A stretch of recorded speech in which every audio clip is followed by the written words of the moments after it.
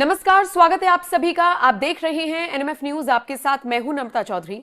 इस वक्त की बड़ी खबर आपको बताते हैं जो हरियाणा से सामने आई है और इस खबर ने हर किसी के होश फाख्ता कर दिए हैं। एक कथित डॉक्टर के घर से 350 किलो आरडीएक्स बरामद हुआ तो देखते ही देखते सभी के होश उड़ गए।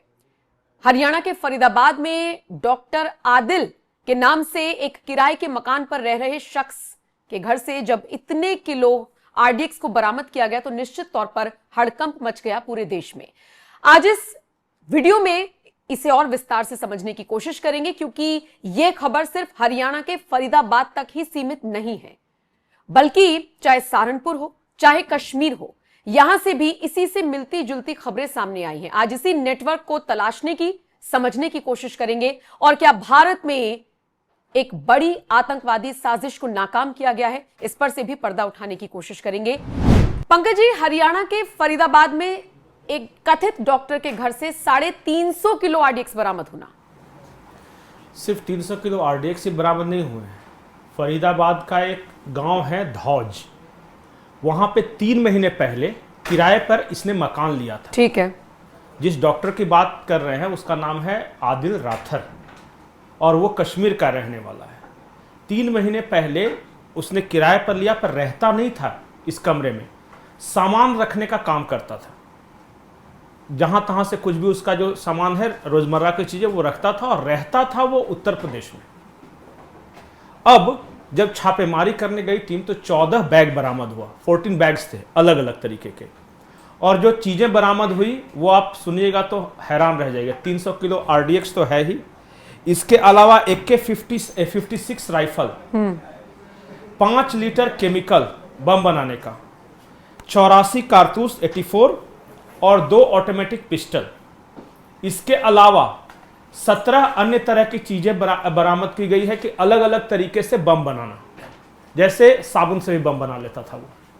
इस तरह की चीजें वो स्टोर करके रखे हुए था फरीदाबाद के धौज के इस मकान में। उनकी जॉइंट टीम ने यहाँ पे जो है काम किया, जिसके अंदर एक एक्यूज को पहले यहाँ से पकड़ा गया था जिसका नाम है डॉक्टर मुजम्मल, और इस पे आगे कार्रवाई करते हुए जो है कल जो है रेड्स की गई, और जिसमें रेड्स के दौरान यहाँ पे लगभग 360 kg के आसपास इन्फ्लेमेबल मटेरियल है जो कि संभावित अमोनियम नाइट्रेट है। मैं क्लियर करना चाहूँगा कि इट इज़ नॉट आरडीएक्स। मैं इस बात को क्लियर करूंगा क्योंकि कई जगह ये चल रहा है, तो मैं क्लियर करना चाहूँगा इट्स नॉट आरडीएक्स।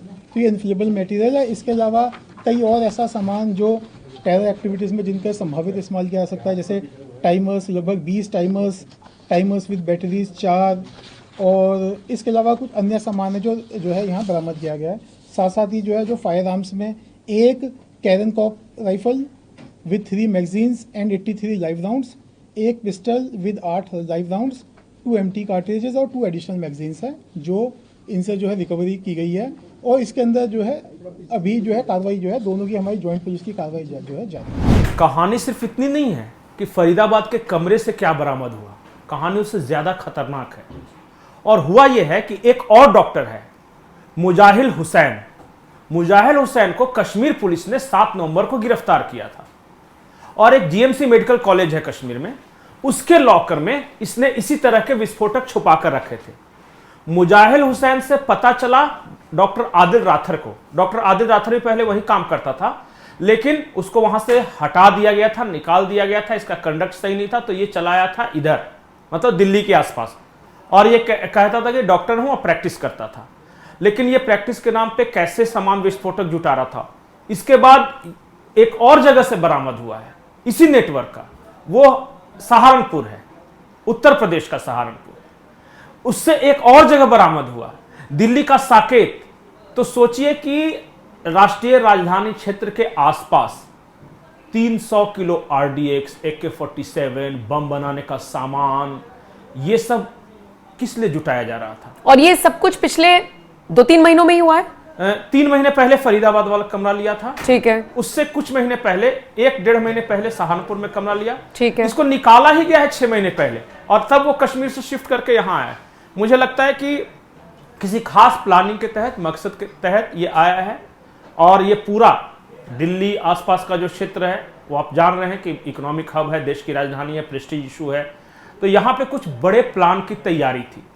और मुजाहिल हुसैन और ये जो डॉक्टर आदिल राथर है, इसने दोनों ने स्वीकार कर लिया है। और इसके नेटवर्क में और कौन कौन जुड़ा हुआ है, क्या प्लानिंग थी, हकीकत में वो क्यों इतना विस्फोटक ला रहा था फरीदाबाद में, सहारनपुर में, दिल्ली के साकेत में, ये क्यों जमा कर रहा था, ये सारी कहानियां धीरे धीरे सामने आएगी।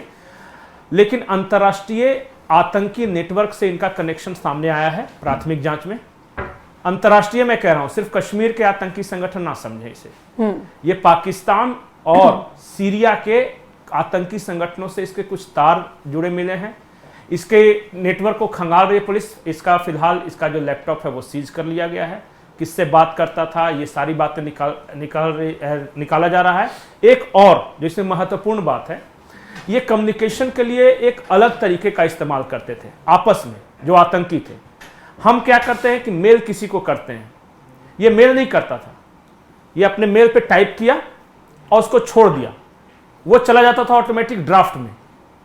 और जो चूंकि कहीं मेल सेंड नहीं होगा तो कोई जान नहीं सकेगा सिर्फ टाइप करने से, अब वो ड्राफ्ट कहीं और खोल देता था क्योंकि उसके पास भी ईमेल आईडी पासवर्ड था कहीं का, और वो इसका मैसेज पढ़ लेता था। इस तरीके से ये काम कर रहे थे। तो ये एक नया तरीका है, क्योंकि जब तक कोई भेजेगा नहीं, जब तक कोई प्राप्त नहीं करेगा, तब तक उसको ट्रेस करना मुश्किल लेकिन पिछले 3-4 महीने से इतनी बड़ी साजिश एक कमरे में रखकर कोई कर रहा है, पता कैसे नहीं चला किसी को? और अगर अब जब पता चला है तो कैसे पता चला?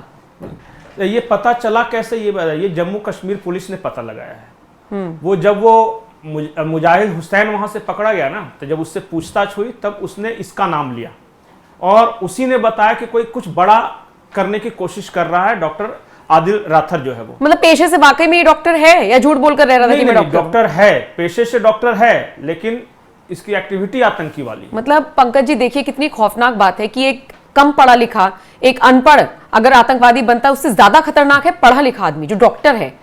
तो एक बात जान जाइए कि ओसामा बिन लादेन भी पढ़ा लिखा था। अभी जो उसका अल-कायदा का जो चीफ है वो केमिकल इंजीनियर है, जो जिन्होंने वर्ल्ड ट्रेड सेंटर पे हमला किया उनको विमान उड़ाना आता था, वो ट्रेंड पायलट थे। तो पढ़ा लिखा और अनपढ़ का नहीं, मैं तो बार बार बोलता हूँ कि पढ़ने से आपको जानकारी मिलती है, समझ बढ़ी या नहीं बढ़ी ये अलग बात है। मैं बार बार एक चीज़ बोलता हूँ कि कोई कभी गांव का एक अनपढ़ आदमी इतनी गहरी बातें कर जाता है, और मैंने देखा है दिल्ली मुंबई जैसे शहरों में कि अच्छे अच्छे पढ़े लिखे लोग जाहिलपन भी दिखाते हैं। सड़कों पे जरा सा किसी ने टच कर दिया तो हमने झगड़ा करते हुए देखा है। तो पढ़ाई एक अलग विषय है, खैर हम विषयांतर हो जाएंगे। ये जो नेटवर्क है जो कि दिल्ली के आसपास, इसका एक और क्लू मिला है। क्लू ये मिला है कि कई राज्यों में इनके संपर्क थे। कर्नाटक का एक क्लू मिला है, अभी मैं सिर्फ इतना बता सकता हूं, उसके बाद जो नई जानकारी आएगी जैसे ही, क्योंकि बहुत ज्यादा भी डिस्क्लोज कर देना वो पुलिस का काम मुश्किल कर देता है। ठीक है, तो इतना से बोलूंगा कि अभी और इसमें कई चौंकाने वाली जानकारियां सामने आएगी, कई खौफनाक प्लान का खुलासा होगा।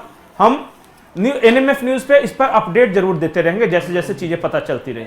ये समझिए कि पिछले 5-7 सालों का सबसे बड़ा और खतरनाक आतंकी नेटवर्क है जिसका ये खुलासा होने जाए। ठीक है, जैसे भी अपडेट्स आती रहेगी दर्शकों तक पहुंचाते रहेंगे, लेकिन वाकई में बेहद डरा देने वाली और चिंता हो जाए किसी को भी अगर कोई सुन ले कि भारत में इतनी बड़ी साजिश रचने की तैयारी की जा रही थी। वक्त रहते पुलिस ने इसे नाकाम कर दिया, ये बड़ी उपलब्धि है, लेकिन एटीएस जिस तरीके से जांच कर रही है, अभी पूरे नेक्सस को खंगाला जाएगा, कहां से कहां तार जुड़े हुए हैं, विदेशी ताकतें इसमें कैसे इन्वॉल्व है, इन सब का पता लगाया जाएगा। शुक्रिया पंकज जी जानकारी देने के लिए।